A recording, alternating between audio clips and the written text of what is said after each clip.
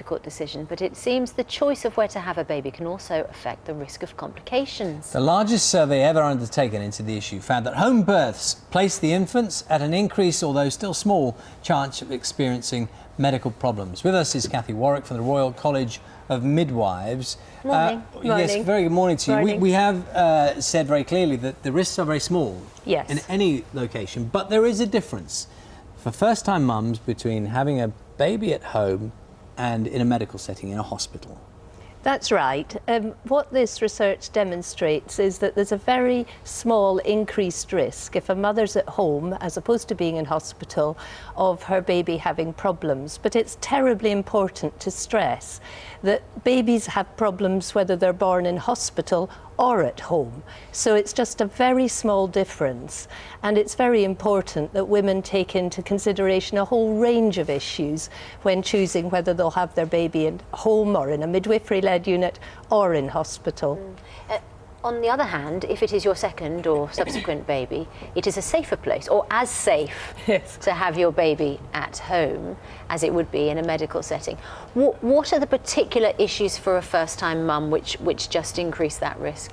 Well, the trouble is we're not sure what the issues are. The research hasn't really looked into why these differences might be in existence. So one of the important lessons, I think, for professionals that emerges from this study is we've really got to find out why these differences exist. Are there generally more complications with a first birth than there are with subsequent births? Yes, absolutely. And as I say, complications occur for mothers without complications having a first baby, whether they choose to give birth at home or in hospital. So I think it's important that women don't sort of polarise the issue and think home birth has risks and hospital doesn't. And it's very, very important that we minimise those problems wherever women are. And just in terms of what advice midwives, when that consultation process takes place, so a mother-to-be is seeking advice on having a baby at home or in a hospital setting, is it clearly outlined at that point? For example, the risk factor we've talked about, albeit small, that there is a significant difference between a home birth and the risks attached to that and a medical birth. Absolutely. That's the job of the midwife, is to make sure that the woman has all the information that she needs to make her own decision. So the midwife will talk about the issues relating to the baby. She'll also tell the woman that if she does choose a home birth, she'll have a much higher chance than if she chooses a hospital birth of not having a caesarean section, of having a normal delivery and not having other problems as well. So there's a sort of balancing act between what might happen for the baby, what might happen for the mother, and what chance have I got of that happening to me? And the mother has to weigh all these things up.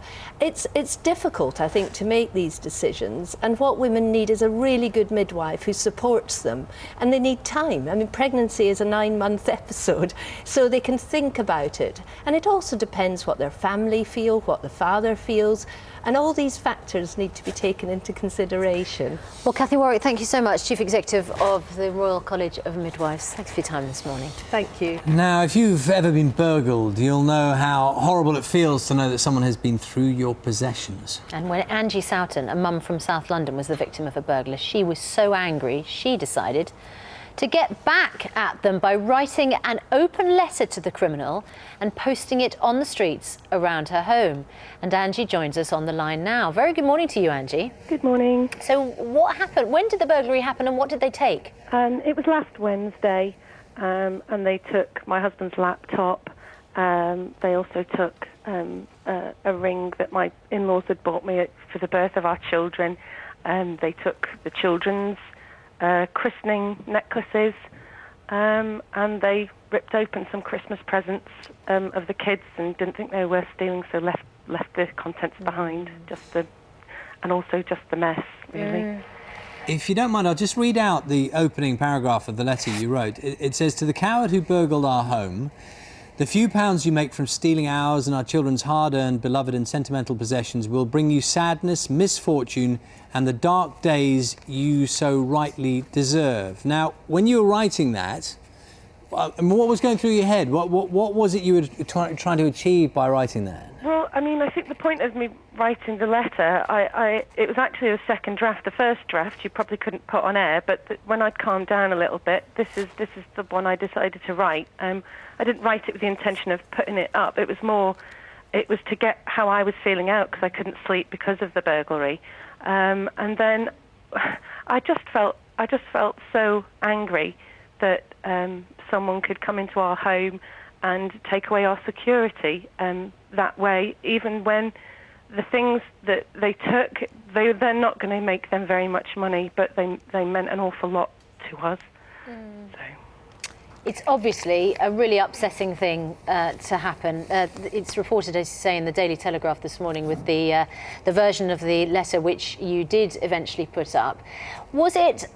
Did you intend or do you hope that the person responsible will take notice of this letter, or was this as much sort of a process for you to try and get your feelings out as much as a sort of revenge attack on the burglar? Yeah, I mean, I didn't, don't get me wrong, I'm not from the hang and flog 'em brigade. I didn't want, I didn't want revenge. What I wanted the burglar to read it and to think twice about doing it again to somebody else. I was a teacher, and I just thought, the way you get these things across to people is you make it personal. When I used to teach about the Somme, we didn't talk about, the millions of men that were killed. If you can bring it down to just one of those men that was killed and make that a personal story, then people respond, children respond.